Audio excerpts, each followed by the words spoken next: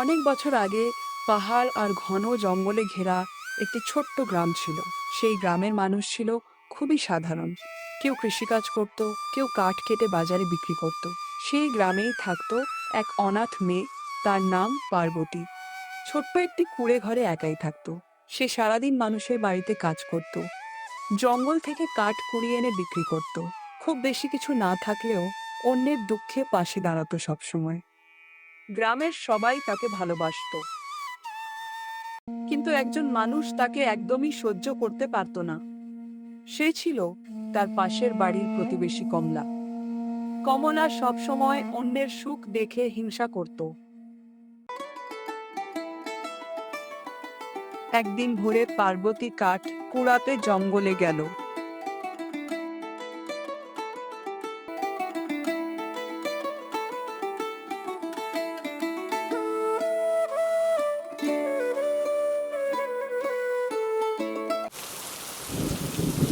হঠাৎ আকাশে কালো মেঘ জমল।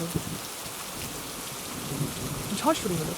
ভয়ে সে দৌড়াতে লাগলো, কিন্তু দৌড়াতে দৌড়াতে সে পথ হারিয়ে ফেলল।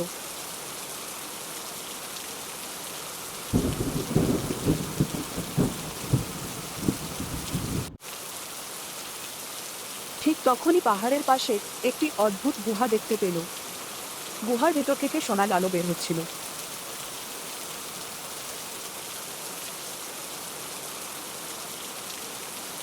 এত আলো কোথা থেকে আসছে? ভিতরে কেউ আছে নাকি?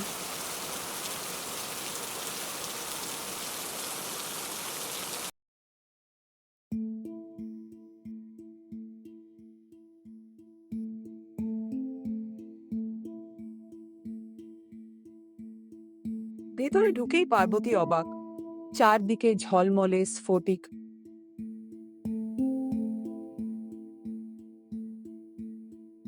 মাঝখানে বসে আছেন সাদা দাড়িওয়ালা এক বৃদ্ধ সাধু।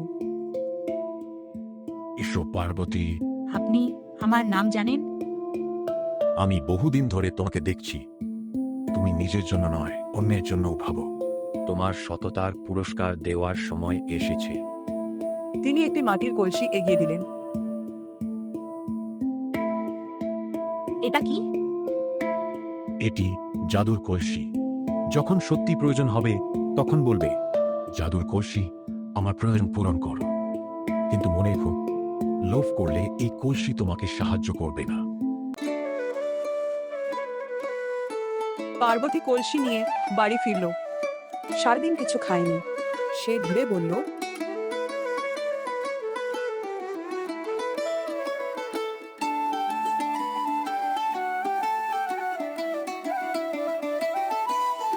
জাদুর কলসি, আমার একটু খাবার দরকার।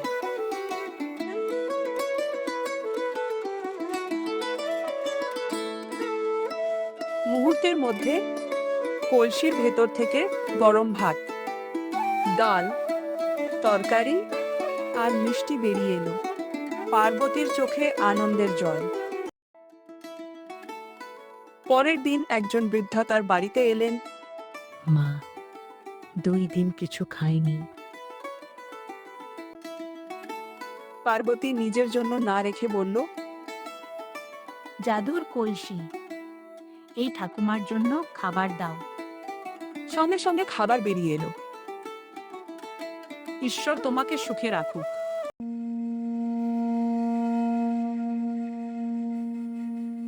এদিকে কমলা সবকিছু জানালার ফাঁক দিয়ে দেখছিল। অসম্ভব। ওর কাছে এত খাবার কোথা থেকে আসে? নিশ্চয়ই কোনো গুপ্তধন আছে। সে ঠিক করলো, যেভাবেই হোক রহস্য জানতে হবে।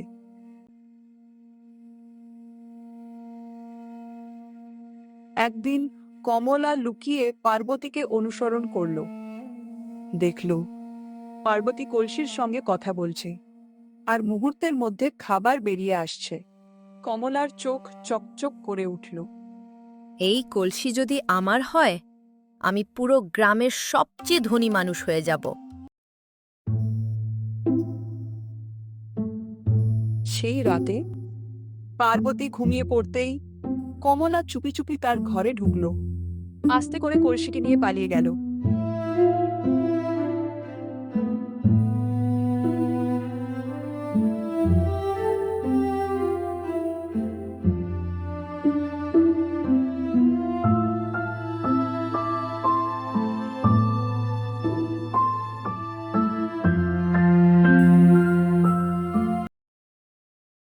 বাড়িতে সে দরজা বন্ধ করল। হাসতে হাসতে বলল, জাদুর কলসি, আমাকে 1000 সোনার মুদ্রা দাও। কিছুই হলো না। সে আবার বলল, 10,000 সোনা দাও। তবুও কিছু হলো না। রেগে গিয়ে চিৎকার করল, আমি অনেক ধন চাই। হঠাৎ কলসি কাঁপতে শুরু করলো। ঘর অন্ধকার হয়ে গেল। কলসির ভেতর থেকে বের হতে লাগলো কালো ধোঁয়া, ছাই আর হাজার হাজার ব্যাঙ। বাঁচাও, এগুলো বন্ধ করো। হঠাৎ পুরো ঘর আলোয় ভরে গেল। সেই বৃদ্ধ সাধু উপস্থিত হলেন। কমলা, তুমি কেন এই কলসি চুরি করলে? আমি ধনী হতে চেয়েছিলাম। ধনী হওয়া অপরাধ নয়, লোভ আর চুরি অপরাধ। এই কলসি কেবল সৎ মানুষের কথা শোনে। এদিকে পার্বতী নিজের কলসি খুঁজতে খুঁজতে কমলার বাড়িতে এলো। সবকিছু দেখে অবাক।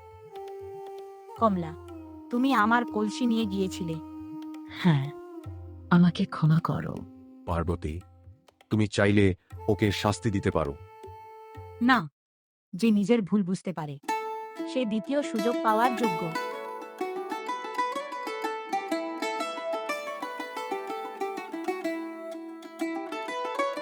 আজ থেকে এই কলসি শুধু ভালো কাজেই ব্যবহার করবে।